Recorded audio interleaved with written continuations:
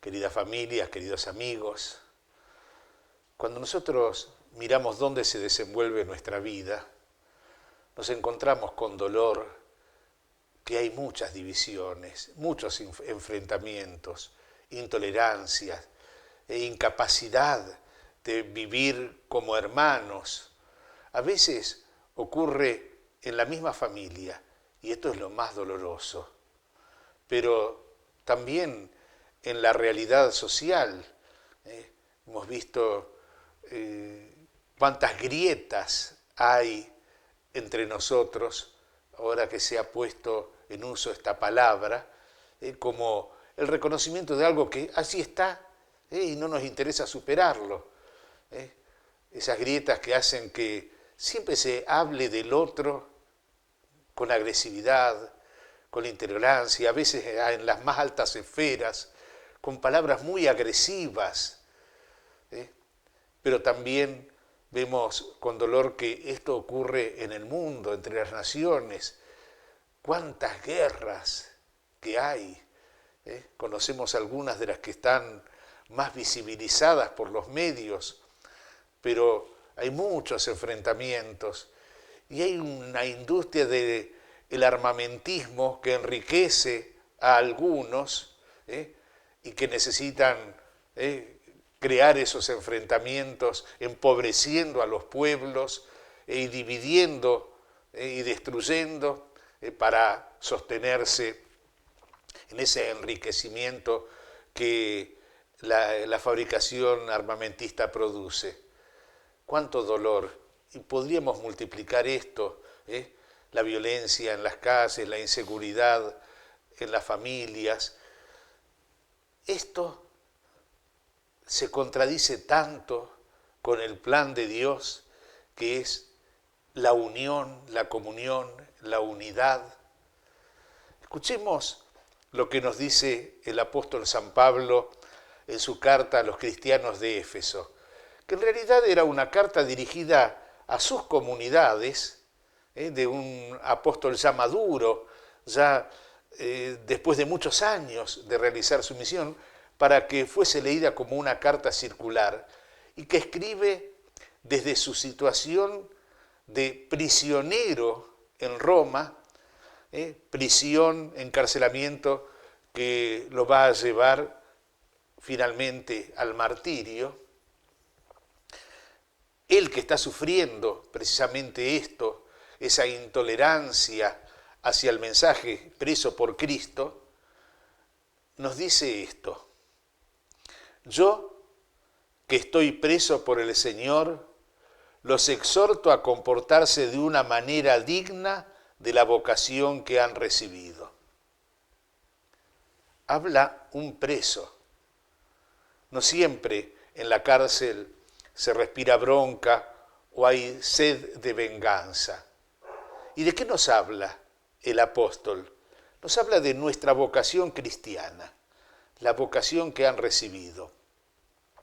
Y la habla de ella como una vocación a la unidad, a la comunión como palabra que expresa esa unidad en el espíritu, que los cristianos debemos tener. Una comunión que debe ser como signo de la gran comunión a la cual Dios llama a toda la humanidad. Una comunión que es vocación. Es cierto, hay diversas vocaciones, cada uno está llamado de un modo diverso en el lugar donde se desarrolla su vida y en la condición que tiene, a ser testigo del reino de Dios. Pero hay una vocación que es común, es la vocación a la comunión con Dios y a la misión para anunciar esa comunión y compartirla con los hermanos. Es la vocación, en una palabra, a la santidad, vocación universal a la que estamos llamados todos. Y por eso el apóstol nos dice un comportamiento digno de esa vocación recibida. Y nos señala como algunos aspectos, algunas actitudes que tiene que caracterizarla. Dice, con mucha humildad, mansedumbre y paciencia, miren estas virtudes, sopórtense mutuamente por amor. No solo ayúdense, sino hay veces que tenemos que soportarnos, pero que sea por amor. Este es el plan de salvación que el apóstol contempla, realizado en Cristo y en su iglesia, y que se debe llevar a la práctica en los actos de vida. Concretamente se nos pide un comportamiento humilde, manso, paciente, tolerante con los demás, conforme a esa vocación. Traten, sigue diciéndonos, de conservar la unidad del espíritu mediante el vínculo de la paz. No se trata simplemente de unas virtudes humanas, ciertamente allí están, sino algo que debemos vivirlo en el Espíritu, en el don del Espíritu Santo, en la paz que nace de Dios. Y después sigue llamándonos el apóstol a vivir la unidad, expresando de qué se trata.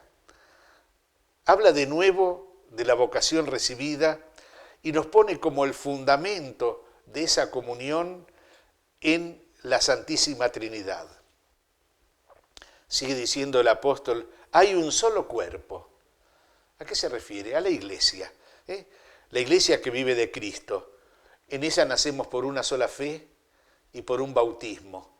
En ella vivimos esa comunión de personas nuevas en Cristo por la gracia. En ella, en la iglesia, cada uno recibe su propio don, que debe poner al servicio de los demás, para la edificación del cuerpo de Cristo hasta que lleguemos todos a la unidad de la fe, como nos recuerda el apóstol.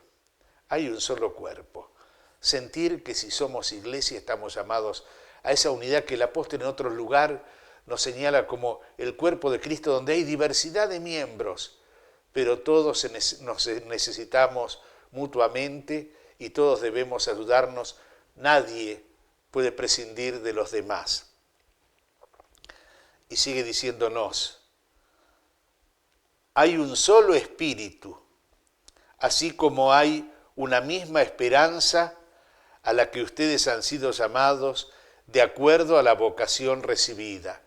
De nuevo, insiste que esto es una vocación, es un llamado de Dios, no es simplemente una disposición humana. Un solo espíritu que anima la esperanza en el Señor. Ese Señor resucitado al cual hemos sido llamados, como nos dice inmediatamente, hay un solo Señor, una sola fe, un solo bautismo, al cual hemos sido llamados por la gracia que nos hace partícipes de la santidad de Dios y aspirar a la unidad, la esperanza. Y finaliza diciéndonos, hay un solo Dios y Padre de todos, que está sobre todos, lo penetra todo y está en todo. Hay un solo Dios y Padre de todos, la soberanía de Dios, la omnipresencia. La única forma de reconocernos verdaderamente hermanos es reconocer que tenemos un Padre común. En casa, ¿por qué nos llamamos hermanos? Porque tenemos una mamá y un papá que nos unen, de los cuales hemos recibido la vida.